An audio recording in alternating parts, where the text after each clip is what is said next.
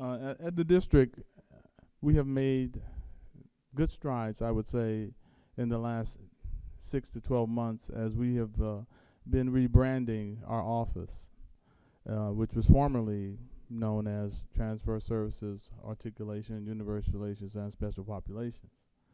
So as you can see, that was a little lengthy.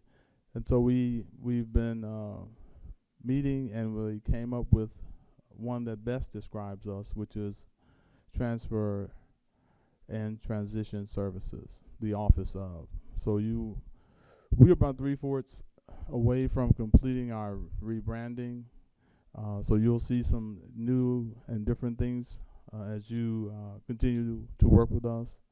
But we're real excited about completing it and moving forward. It's been about 7 years since we started the Transfer Awareness Week. This is our 7th annual kickoff luncheon.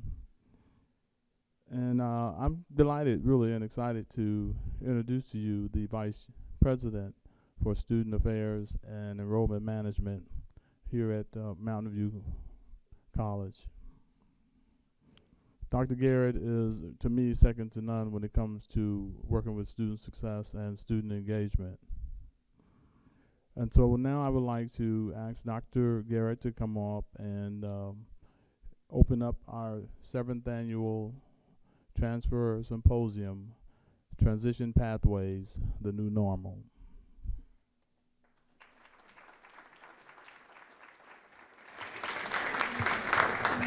I want to use the mic. Let me just say to you, welcome to Mountain View College. Dr. Puglia, our president, is not here today, so I will do. Okay. But let me say this to you. It is, Booker T. Washington said it this way: there is dignity in the work that we do. So, as educators, as people who want to make a difference, thank you. But your theme, your focus is transition and pathways. That tells me we collectively are working to make a difference, to bring about a change, to help our students from point A to point B. Why? We need them.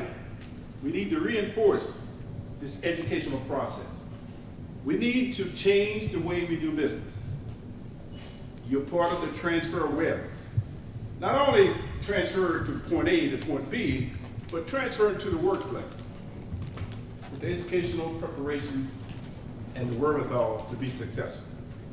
So on behalf of Mountain View College and all the great people that work here, we welcome you here today. Remember, you hold the key to helping those students become successful in the workplace. It's called transitional pathways. Pathways to success. You're part of that. You're the reason why we're collected here today. So as we go forward, and as you go forward, remember, Booker T. Washington said it best: there's dignity in the work that we do. Thank you.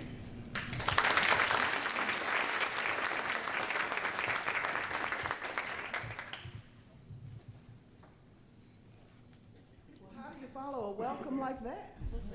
Thank you so very much. And I too would like to welcome and thank you for taking the time out of your busy schedules to join us for our first ever Transfer Symposium to kick off a week of transfer activities. I want to build on what Greg said earlier.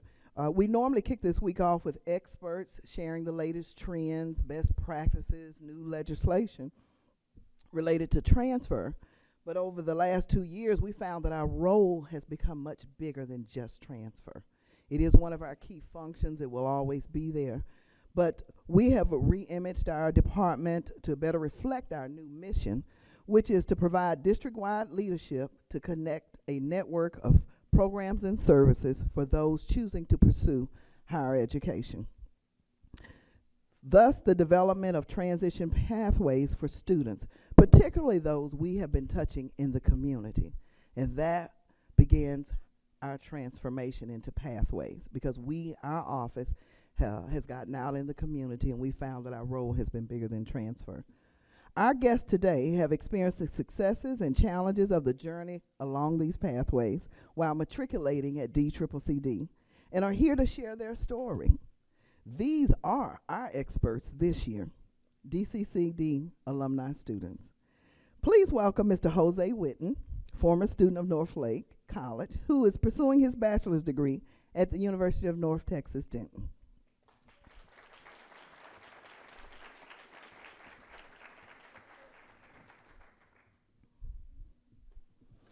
Along with Mr. Witten is Mr. Victor Akui, former student at Brookhaven College, graduate of UTA with a degree in engineering, and now working with the engineering firm Freeman Milliken.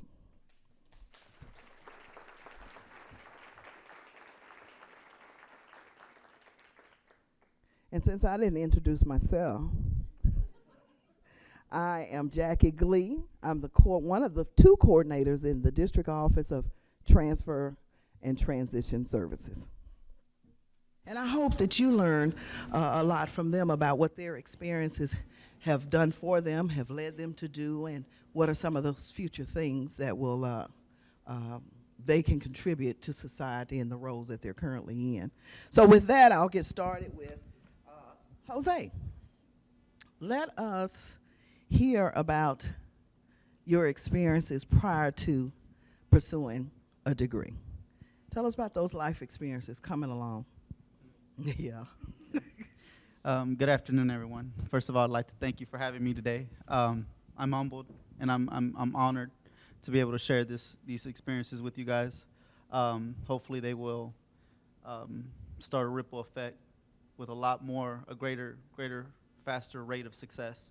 What you see today is and I'm not done, but I have a long way to go, but it's a 180-degree turn from where I came from. Life experiences, I'll just give you a quick, synopsis of it. 4 years old, my mom left us at the steps of CPS. 8 years old, I was adopted through many foster homes and what they call RTFs, places where residencies for kids. I was adopted at 9, and that was a all right experience. At 15, my mother passed away of cancer, breast cancer, and it spread throughout her body. It was terminal. And that was one of the most pivotal times of my life. There was a lot of them, but I think that one kind of fractured me to the point where I didn't care anymore. So I down spiraled. I went to jail. I was 15 and I went to prison, TDCJ.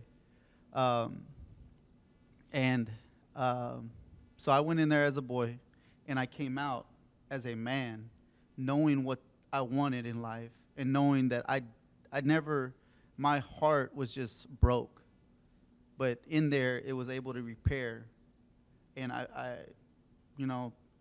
it was probably some of the worst times, but it was also a blessing for me to go there. I grew up and I matured and I absorbed everything. I read books. I stuck out like a sore thumb because who reads books in there? Seriously. So I come out and I knew a few things. I knew a lot of statistics. I knew that if I didn't get a job within a month, I was like 50% chance of coming back. The recidivism rates exponentially said that I was gonna come back. If I didn't get a job within 3 months, that grew to like 95%. I had a job within 2 weeks. I was walking from Grapevine to Irving to Dallas. My thing was I was not going back. I never belonged there, and I will never go back. So I knew that education had to play a big role in that too. Just from reading, just from knowing that this is the only way that I can not only help myself, but help others, is by telling them that education is how we not only change our lives, but other lives as well. And I honestly, at first, I was just working my way through school, working 2 jobs.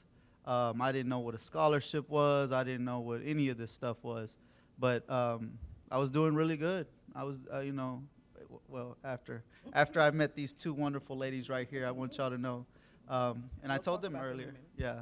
But, so yeah, I get there, and I blossomed. I graduated from North Lake College, and I decided on UNT. Just the people there as well, I feel like that's my place to be.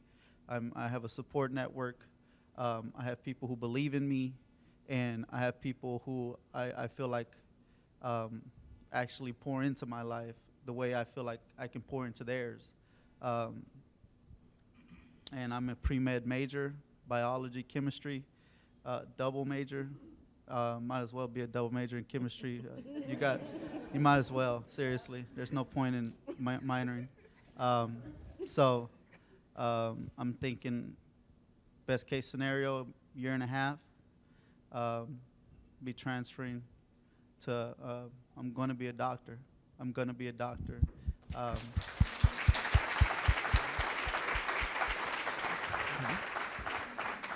He's telling you all of those successes, but I'm going to have him share some of those other challenges along the way and how it came to be that this group trio was very important and instrumental in helping him continue along the pathway.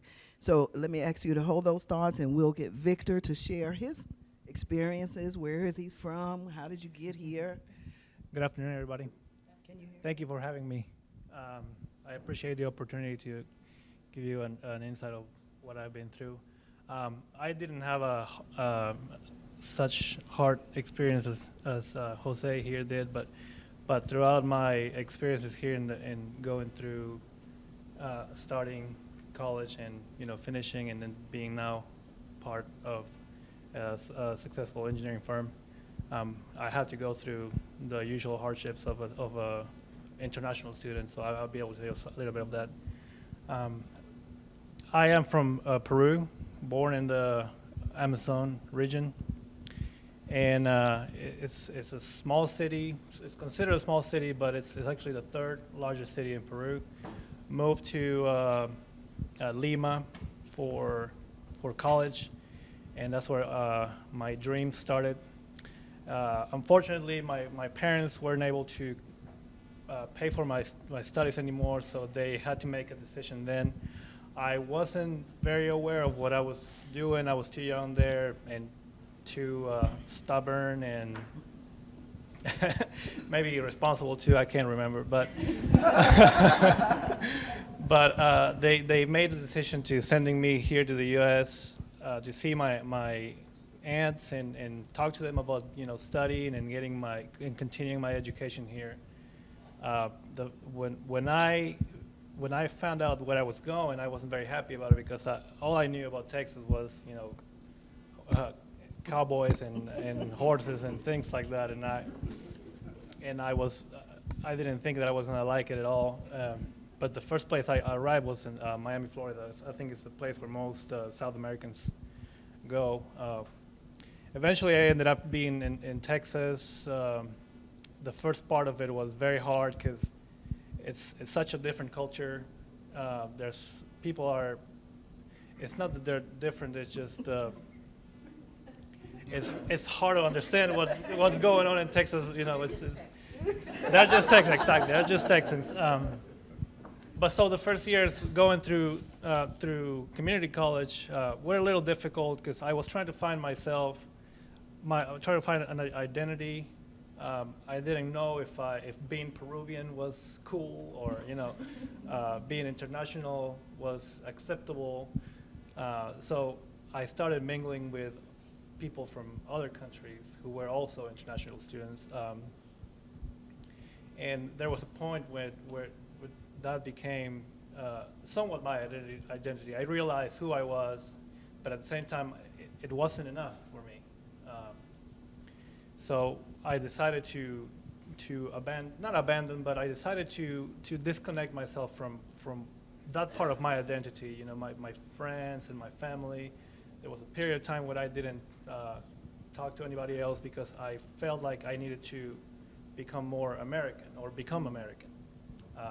Eventually, when I transferred to UTA, that's what I felt was the right tool that I needed to be able to succeed.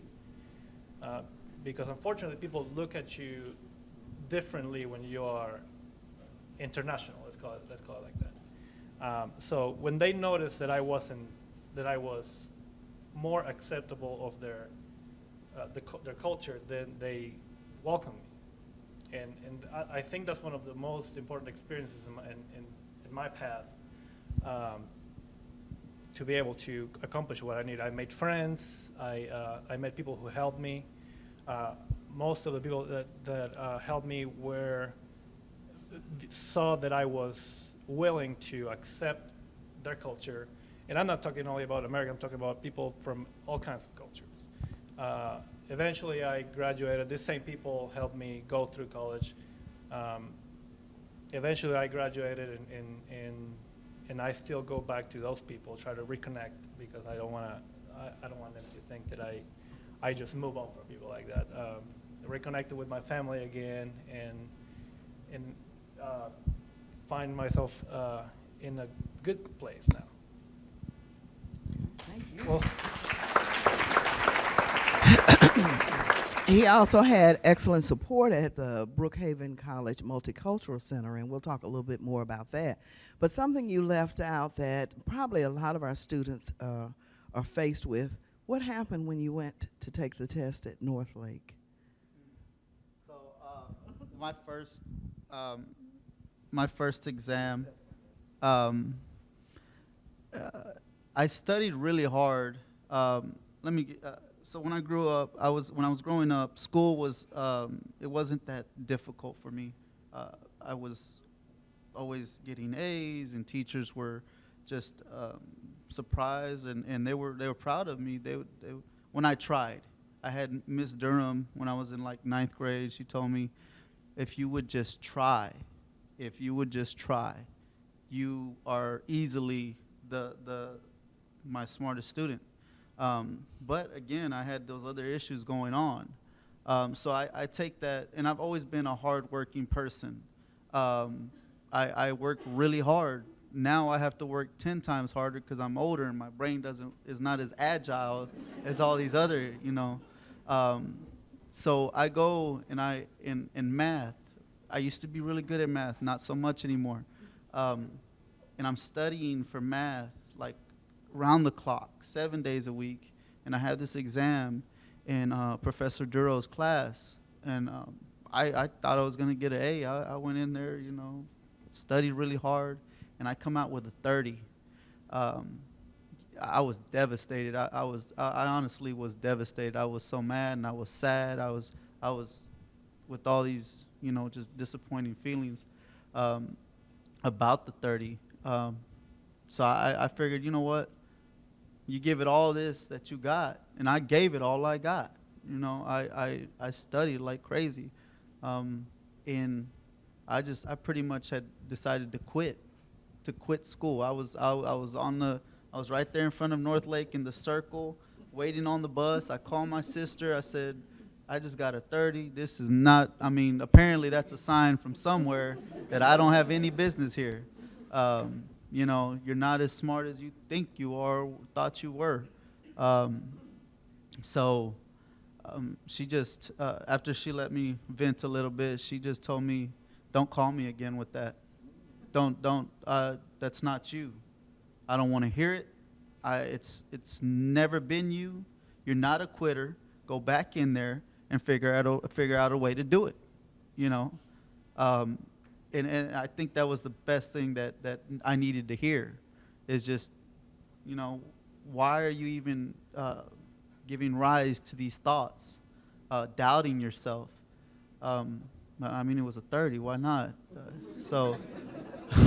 Yeah, no, it was pretty serious. I had seen these signs throughout Northlake College about stress and depression and it was for real, you know, it was for real. So I grabbed one of the little, you know, the little pull-off tabs. I did, and I followed. I went to that room, and I said, I need to talk to somebody, and Miss Delia, she wasn't there that day, but there was someone sitting in for her, this gentleman. He was just like the only day he was gonna be there, and so we started talking, and I just told him everything, dude, and he was like, you know what, I know somebody who can help you, and you're gonna be okay. Just it's just calm down, don't walk away, just go up there and talk to these people, and they will help you if you want to be helped, you know. So that was the beginning of the rest of what has become my college experience. Needless to say, I haven't gotten a 30 again. And I met some of the most awesome people, some of the most people, the people that I will never forget. Like he says, I don't forget them. There's not a day that anytime I speak, I always have to give, you have to remember the people who have helped you, which are trio, namely Dietrich, Craig, Cassie, and Miss Ann. Yeah.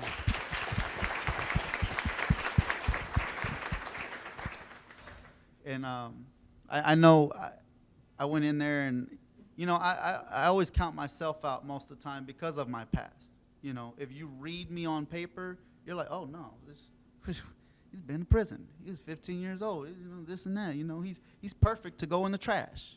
You know, but when they actually gave me time to articulate myself, to see that I am more than just what I was as a little boy.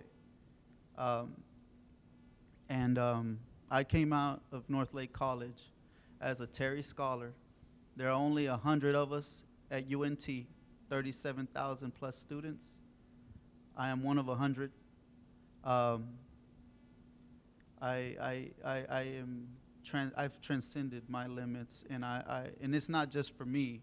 It's beyond me, because of the others that, you know, people read on paper, or just the kids that they forget about. I'm part of PUSH, another advocacy group that we help these kids to believe in themselves, because that's all they need. We just need to believe in ourselves and have that confidence. Once we get that, I mean, goodness, it's like a plant. It germinates and it starts to sprout, you know. But yeah, that 30 was something serious, and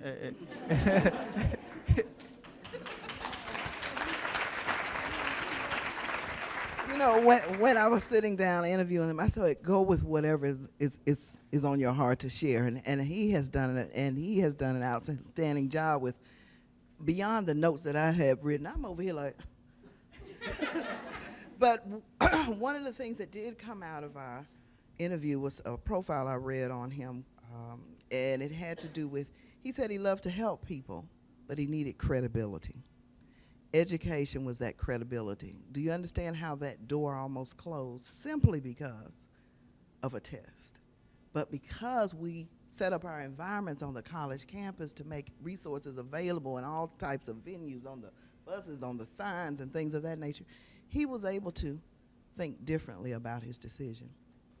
Now, Victor, that doesn't leave you off the hook.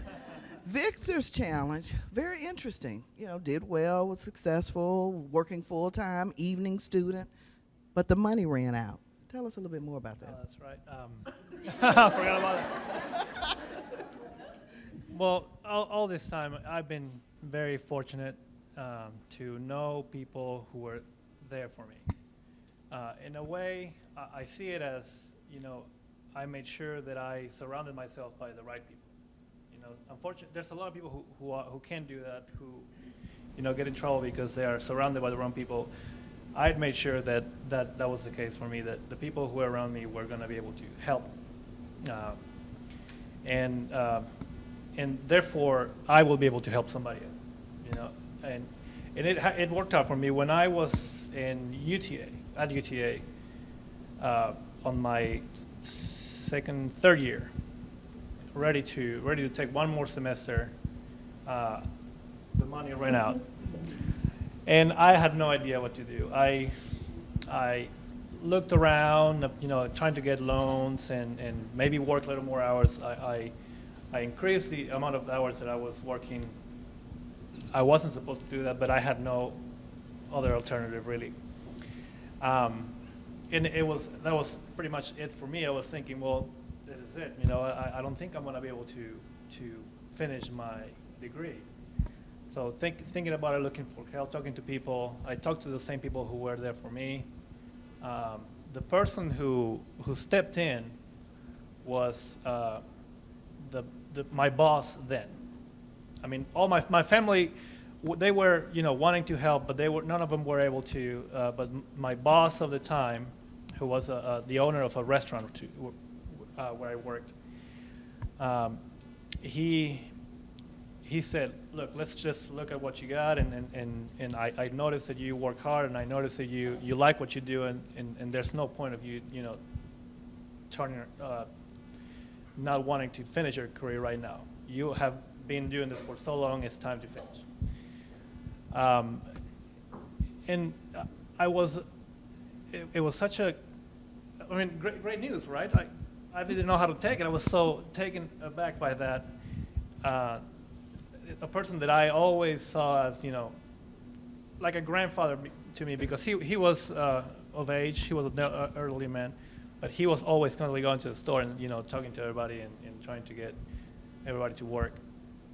And he eventually offered that help, and we figured it out. We got the documents ready, and at the end of the the application of the loan, it went through, and it happens to be, I guess it's fortunate. It happens to be right before the deadline to go back to school, to register for classes, and I did. That was a little push that I needed, I think, and a little bit of good luck too. To be able to continue. After that, I decided to just rush it. So, I took as many classes as I could take, and they told me you don't have to work that many hours anymore. We're going to figure it out. So they don't only help financially. They helped me, trying to figure out how to make my working hours work with my, studying schedule. And eventually, I graduated. And everybody threw a party for me because apparently it was a big deal, which it was. And I'm very thankful for that family. The whole family treated me like a son. He treated me like a grandson. He recently passed away, and we're gonna throw him a celebratory, not like an honor party in his name. All the family and friends are going to be there, and I'm going to be glad to be back there and look at everybody else because they have done so much for me. I don't know how to thank them. It's just by being part of their family is I think is the best thing I can do, and they appreciate that.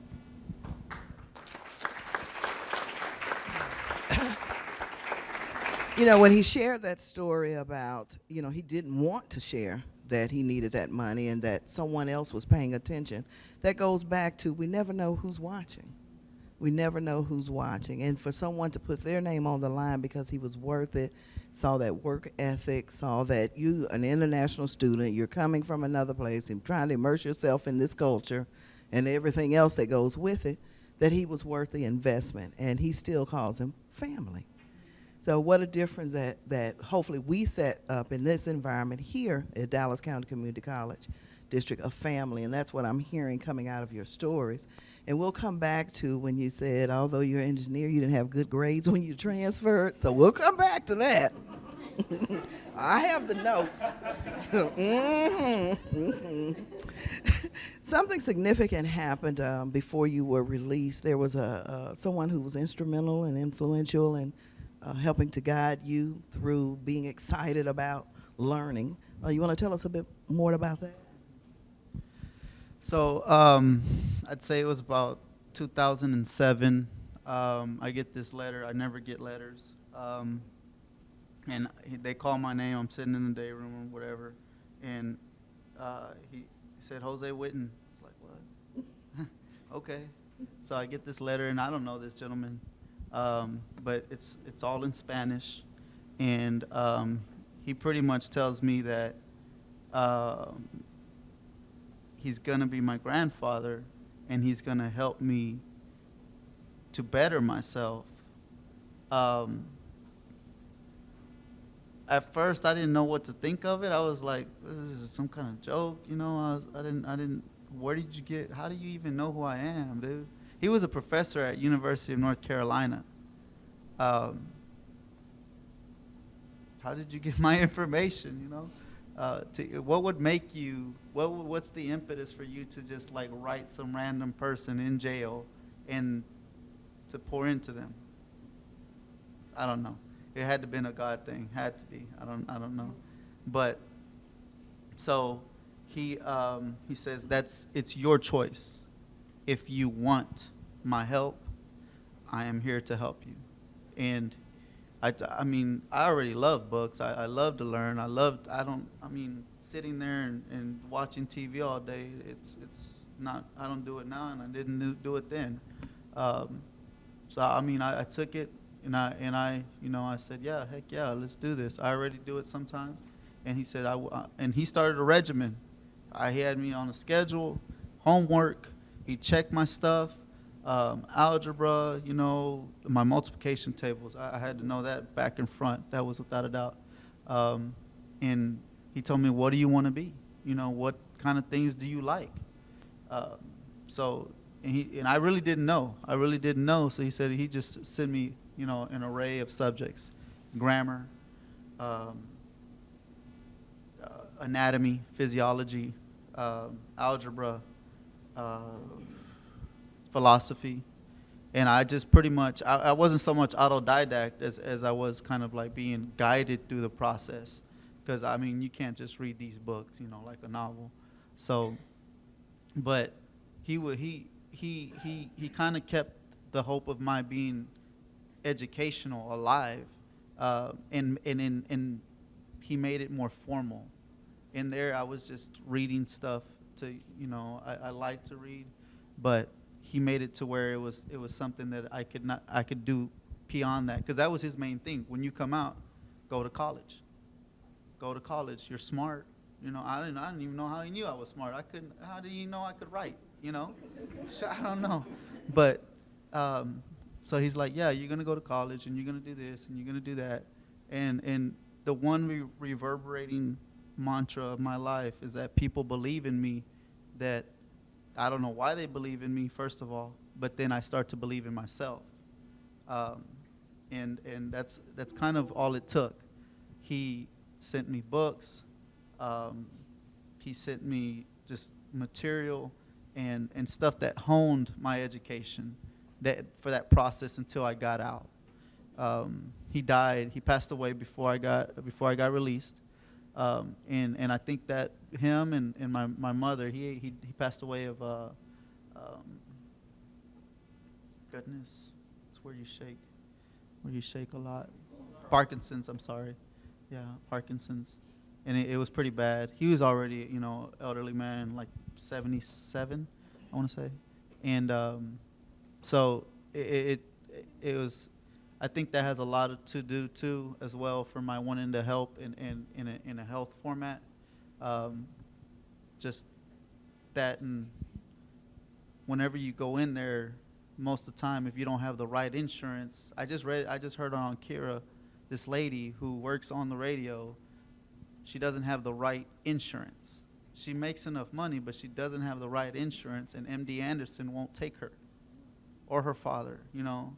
Oh no, you need to go over here. They'll help you. You have the right insurance for them. How can you turn someone away because they don't have? It is your duty to help these people. I don't understand that. And I don't know. But maybe later on I'll find out. But yeah. Wow. You know, it's fascinating to hear him. When I heard him first tell that story, he kept saying, but I don't know how it happened. I just don't know what happened. But he did say one thing in our interview. He said, but I knew I was always different. I knew when I was doing those things, trying to hang with the tough people, doing those things. He said, I knew then I was different. So these things just added value along the way to confirm what he already knew about himself. So I have some other things. I'm coming back. Now, Victor. No, Victor, by the way, is the youngest engineer at his firm. And when he was sharing with me about his grades, he was excited. He says, I didn't really have grades were okay, and they accepted me at UTA. Tell him a little bit about that. Well, the story about the bad grades happened in 2 instances. The first one is, first of all, I was raised to get really good grades, not average grades, not barely A's. I was raised to get A's. And throughout my primary school, secondary school, and first years of college, that's what I was getting, all A's. Coming here, speaking a different language, I was still be able to get really good grades. I think I aced most of my English classes. The first few years of community college were also really good for me, but as soon as I transferred, is when it really got very difficult. Engineering school is not that easy. And it made me second guess myself. Am I supposed to do this? And at some point, it was very tiring, frustrating, not getting the results you wanted. There were instances where I, instead of trying harder, I would look away and say, I'm just gonna have fun instead. So instead of studying, maybe I was having fun with my friends and looking at other things instead of studying. I see it as unfortunately one of the situations that some of us are put through to be able to figure it out. So it's one of the things that one has to do to figure it out. Eventually, I figured it out. I just kept studying, and it didn't get any easier because the last years are just hell, especially when you work so many hours and you study, take so many classes. So my grades didn't reflect my intentions or my hard work. And the second instance of the story about the grades is that my fifth interview, which is the one I had with the people that I work with now, they were questioning my grades. But they weren't questioning my personality. They liked my personality, how I dress myself, what I look like, whatever. And they were saying, and one of the people interviewing me was the vice president of the company. And he was making a point about my grades. What's up with these grades? Why are you? I didn't have any. I didn't have anything else because I didn't want to make it an excuse. That I was. And the other person who was interviewing me was the president. That was my second interview at that company. Made a point of the vice president not having good grades when he was studying. So, what's up with that? And that was the end of the interview. I was like, thank you. You made my case.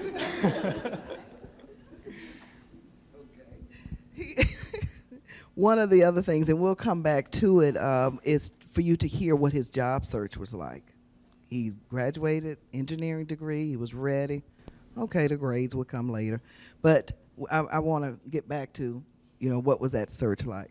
But for you, Jose, let's talk about your heavy involvement in TRIO and other student services or programs at the community college, and then how heavily involved or connected you got with the university, with those organizations. You mentioned PUSH, which is an organization centered around foster care students. So that's at the university level. We have a foster care initiative here at Dallas County Community College District where we have transition coaches on each of the college campuses to help those students who, again, are leaving out of one system trying to navigate a new system. So in order to assist that special population, again, our mission to connect, we have put transition or supporting the efforts of the transition coaches at each of the campuses. So with that. To name a few of the organizations, at first, when I got to North Lake, I go to class, I listen very intently. I remember one of my friends, well, not really my friend, but just someone who I guess was observing me, and he was like, dude, you have a laser focus. You like stare at the teacher all the time. Like, yeah, dude, I have to be able to, take this and then go make an A. But so the first semester or two, I didn't really get involved. I didn't. I still most of the time don't feel like I belong. Though my grades say I'll tell you right now, being a Terry and then being a Push member, Terry says by my grades that I belong. But I walk in there in this room of 100 kids who have the same grades as me and, are just deeply involved. I still don't feel like I belong. I walk into Push and I don't know these people. Automatically, they become my family. I don't know them. I've never met them, and there's just a connection there. But so I think the main reason that the Terry Foundation took in to me was that I was not only working full-time, part-time, and taking no less than I think I only took 9 credits one semester. The rest of them were 12 at least. And I was involved student leadership, Phi Theta Kappa, Trio, started Men for Change at Northlake College. And that I wish it was still there. But these things help me to see that I have a special gift. I can help others. If it's nothing more than telling them that if I can do it, trust that you can do it. I mean, I am the low of the low, and I have been able to find a way. So I mean, it's not. I mean, if you find a time whenever you're struggling, get someone who believes in you, dude. But now I'm at University of North Texas, and I figured out too that I can't spread myself thin. If I spread myself thin, something's gonna take a hit, and the one thing can't take a hit is my grades. So I figured, Push, I'm the vice president there, and for the Terry Scholars, I'm an active member. But other than that, I feel like I make more of an impact with Push because of what we do. We hold youth tours. We go and give trainings to CASA members, CASA advocates. We tell them about our experiences, how to break through to these kids. A lot of these kids have walls. It's the same demographic that we have at community college. Same demographic. They have these walls. But once you break through, and you can't give up, you have to chisel. You have to chisel. That's what I tell them. It's just a wall. They have love, but you have to get to it. You can't get to diamonds without digging. It's a lot of pressure. So I feel like these things are not, they accentuate my learning. And I learn just as much there as I do in a book or in a classroom, because I'm able to see that, I'm already making change. We had a youth tour 2 weeks ago. This kid was 17. He said, I only came because I like her. Because it was a lady, but she treated him like a human being. And he said, dude, life is so hard right now. He's 17. Why is life so hard? And I asked him, why? He's like, I'm just going family to family, man. I'm going house to house. I have to sleep on somebody's couch every now and then, This is real stuff. And y'all have them at y'all schools.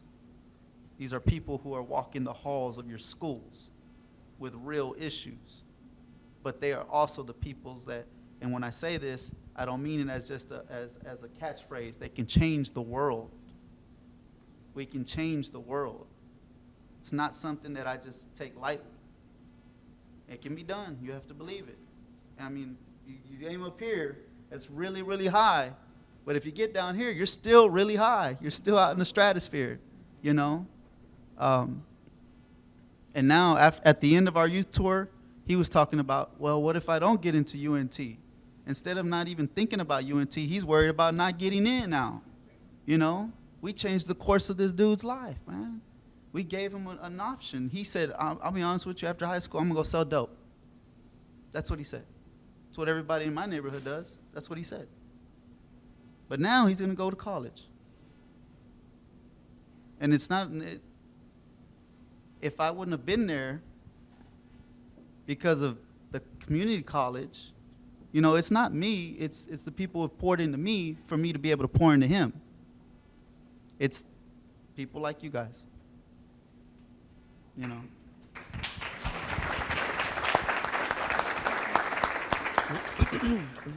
Probably the common word that comes out of this is connection.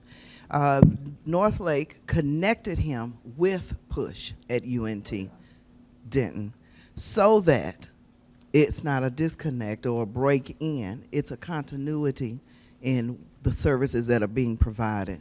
So what we do has great impact. Your role every day has great impact. And as you can hear from both of them, it could simply be what you say. Not necessarily being an advisor or being in an administrator's position, but simply what you say.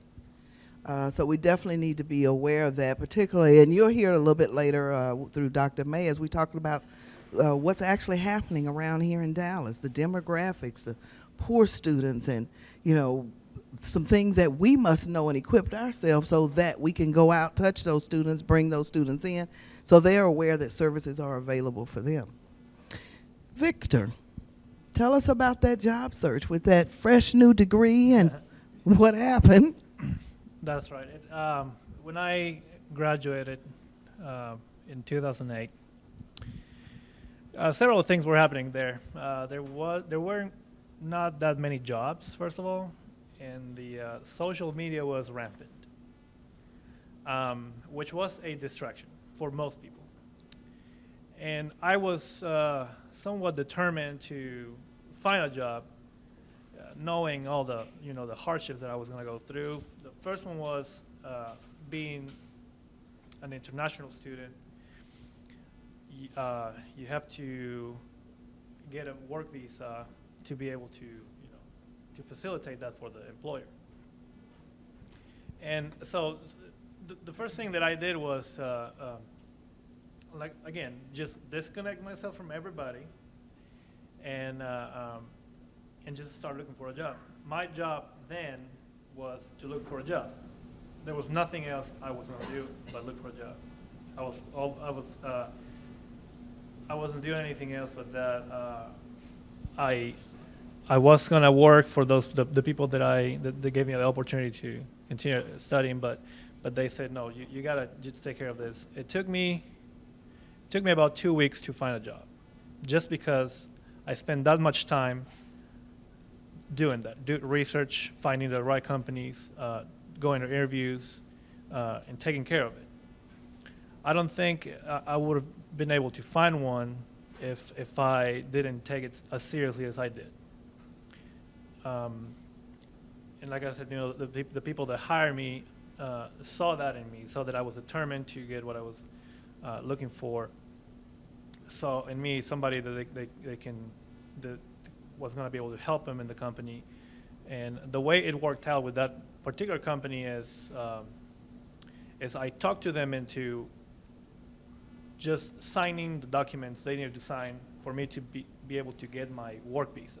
Because the first few interviews I had, they were, as soon as I mentioned that I needed to get a visa, they will say, okay, this is the end of the interview.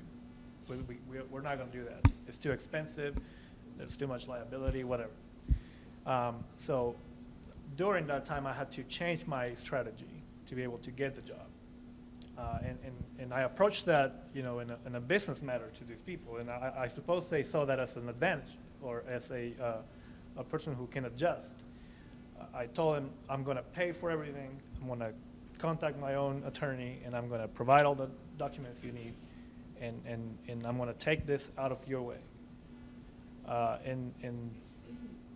And they liked that idea, and they went for it. They took a chance because the visa is a lottery. It's not granted that they were going to be able to get me to work for them. But another case of fortune, and that year, a lot of students, engineering students, were leaving the country, so there were, 2 visas for every person who was applying, and it worked out for me. I can't say that it will work out for everybody, but it worked out for me then, and I'm grateful for it.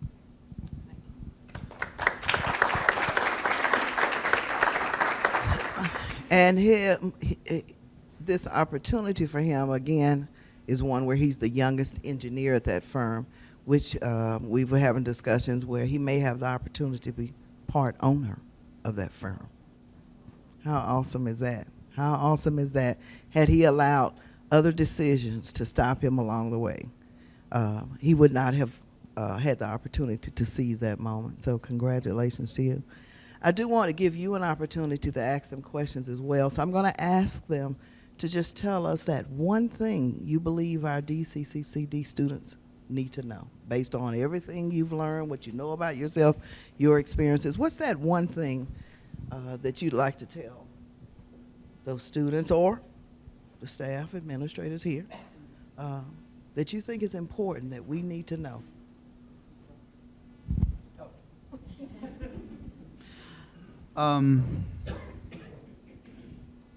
If there was one thing that I would say, being on the other end of the student, I'm the student and you're the educator, or the people who are there to quite literally help me change my life, you're going to have, I know probably on a daily basis, you have those students who come in there that you're just, it's probably innate, it's something in there that just says no, and you automatically discount them.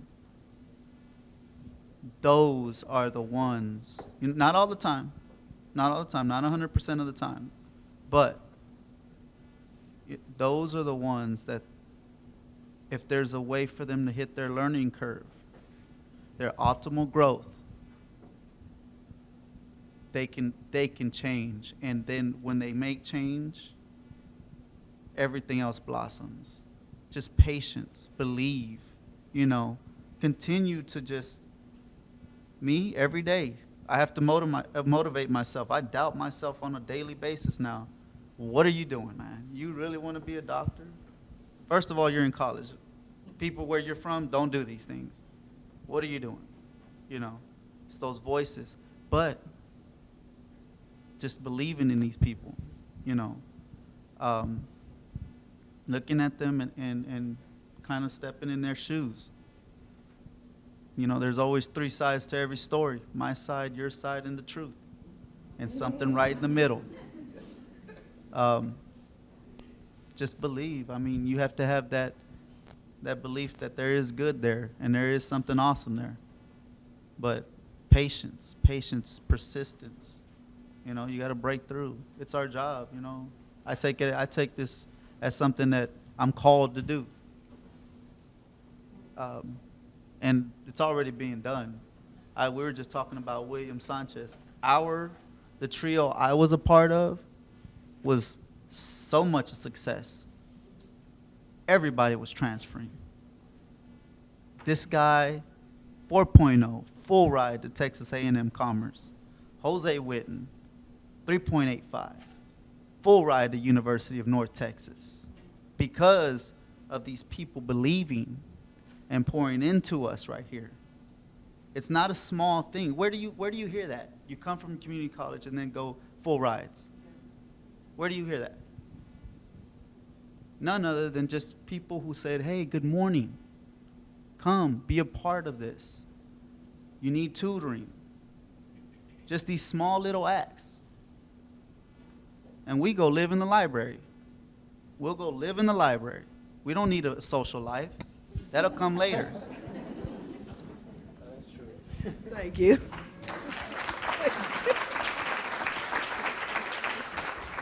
Well, we certainly don't want to leave out Brookhaven's Multicultural Center, who's been quite an impact, who's had quite an impact on Victor's life. So, Sylvia, you're here, Brookhaven. So just wave your hand. So we want you to know, and the other people, Alma, that couldn't make it, but we want them to know that having those services there were very important as it related to Victor. So Victor, what's that one thing that you want us students to know? From my perspective, being an international student, like I call it, I think that's what we call it, right? From that perspective, the advice I can give to other students will be for them to embrace the culture. I always say this: be part of the culture. Connect with people. Make sure they know you. Make sure they know where you're from. Make sure why do you do the things you do, where you want to be, and to the people who are meeting all these people, all these international students, make sure that you accept them for what they are. Don't try to change them into something else, but lead them into becoming part of the culture. I met all kinds of people, and most of the people I met were kind to me. They gave me opportunities, and I took them, and they showed me the way. They told me, don't say you, say y'all. Go to a Cowboys game. Baseball is not boring. And I love all those things now. Now I consider this my home because of all those people were able to do that for me. I don't think back and say, well, I want to go back to Peru anymore. I am at a place where I feel like I belong here because of I was able to break through some barrier, between me and the people who were helping me. And even the people who were not helping me, or trying to take advantage of me or whatever, I'm still able to, to have a relationship and connect with those people. So in that sense, that's my saying: just be part of it, and get involved. Thank you, Victor. Let's give him a round. He is comfortable now. He was sharing that, he and Sonny were taking ESOL classes. Yes, my friend Sonny and other people then were taking ESOL classes, and she used to work at the multicultural center, is what they call it. She was in the front desk. Sylvia was in charge of signing all my applications. And there were other people there who helped me too. I used to just go there and hang out with them. Or they were working, but I was hanging out at their office. Well, the story I was going to tell was that, both of them learning the language, they're connecting in a place, the Multicultural Center. So I guess they were in a class together, and he would read some of Sonny's paper, and he's telling her, you don't know how to write. It's like, really? Yeah. But they were comfortable enough and had a place where they could connect and say those things and understand one another. So let's give them a round of applause again for those outstanding stories. I don't want you all to leave. I don't want you to leave just yet. Okay. For those outstanding stories, we do have profiles that were written on both of them, stories that have been written on both of them, to give you a little bit more insight as to who they are. So we do want to open up the floor now. If you have any questions for either one, Jose or for Victor, they're trying to run off the stage. We talked. Any questions? Yes, ma'am. As long as we can hear you. Oh, Ann, go ahead, and then Ann.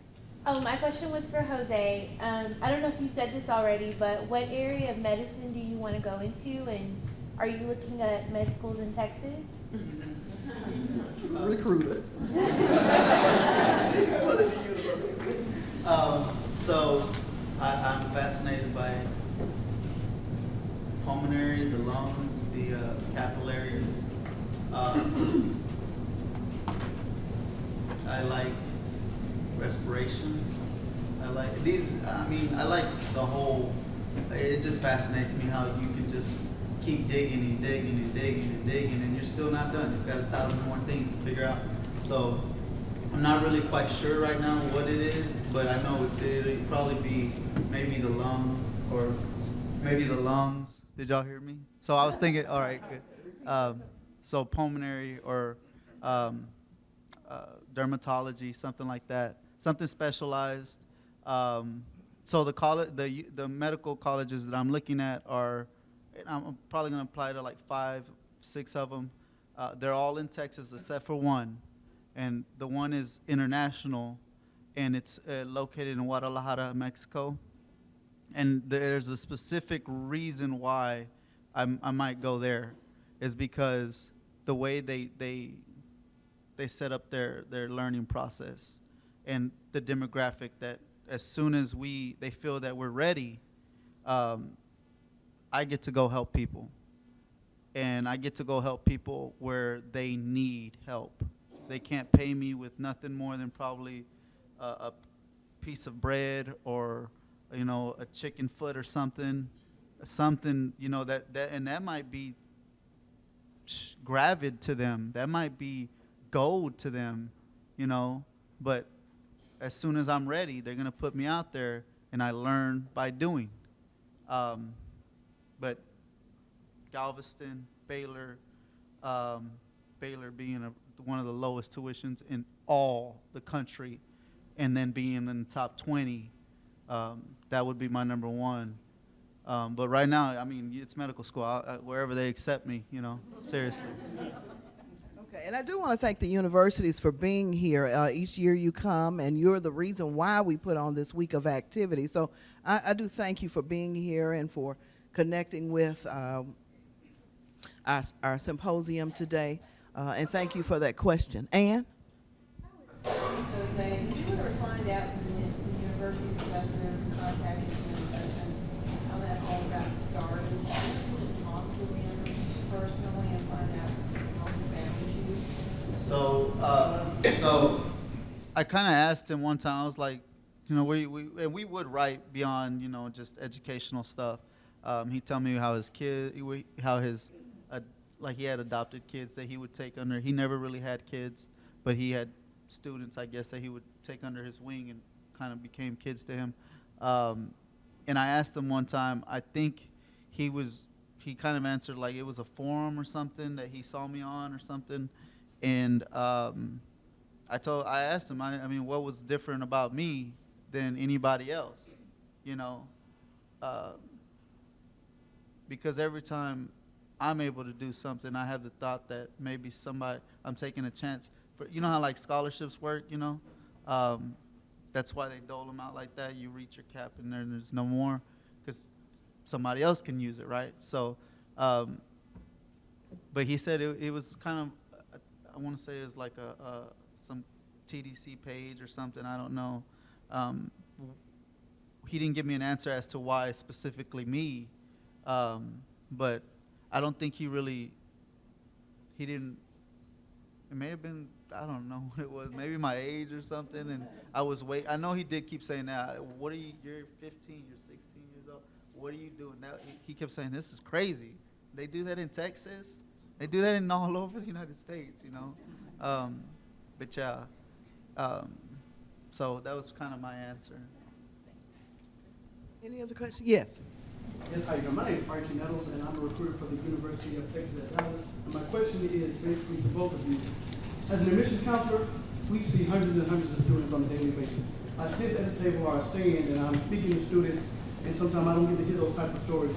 So what can universities do to be able to reach out to students such as yourself? I know some universities have actually community outreach departments. So what else can we possibly do to find those type of nuggets and those type of students? Because at the end of the day, when you see hundreds and hundreds of students, you don't have that opportunity to actually receive these type of stories.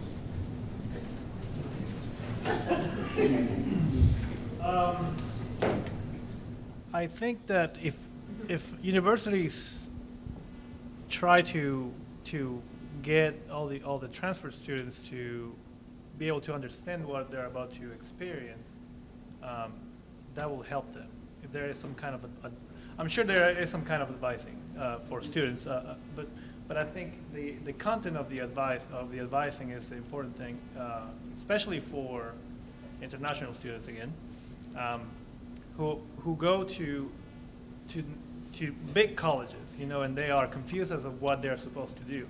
I missed out on many things because I wasn't sure what I was supposed to do, but I had to figure it out. You know, in some way, it's a good thing for the student himself or herself to figure it out. But at the same time, there has to be more involvement into getting them to understand what they need to do. Not only giving them a pamphlet or a list of things. You know, just gotta, some of them don't get to speak the language very well, and therefore when they read into pamphlets, they understand some things differently than what they are supposed to do. In terms of nationals, I'm not sure what. Oh. So, is there a representative from UNT here?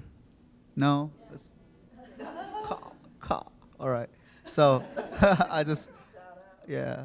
So I guess I'm taking your question as, how do you dig through the massive numbers to find these people? And I guess sometimes it's a luck thing.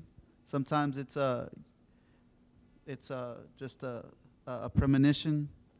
But I think most of the time, I'm a pretty good judge of, like, if I'm in class, and I don't know why, we always gravitate to each other. I have a study group, like I was just telling them about this today. There's a few of us who that's all we do. We are pretty much made of minorities, and we are studying round the clock, making sure that we are killing the curve. Nobody gets a curve because we make good grades. And I think it's when you have someone in front of you, there's something different. You feel it. There's something different. I always do whenever I'm around people. I just, like, I feel it. And when there's, whatever that difference is, I would take note of it and kind of like put a little dot on there, bullet point it, and you know what, maybe this person needs a second look, you know. Maybe I know UTD, awesome school, bunch of Terrys over there. But maybe they need that second look and then a second interview.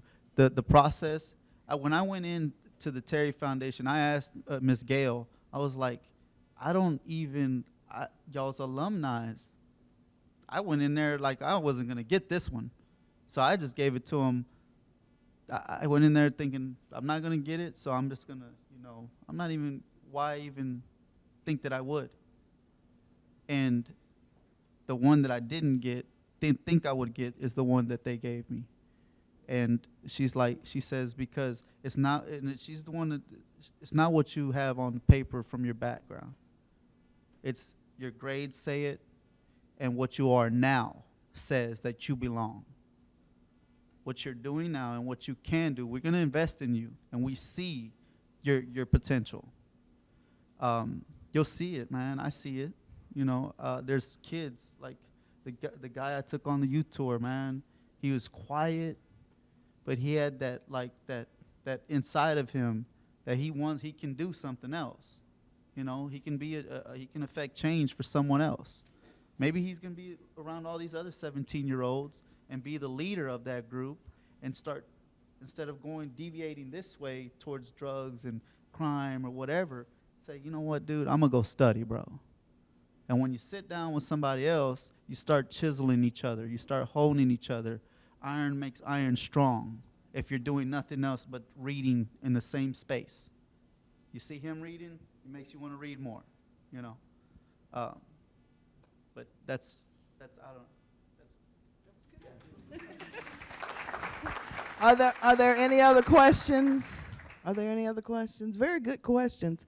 And as we wrap up here, I want to say, hopefully when we've talked about transition pathways, the new models, the new model, you've heard foster care, which we do have that initiative in that pathway, reentry, which is for those who have served time, who have been released and who need an opportunity.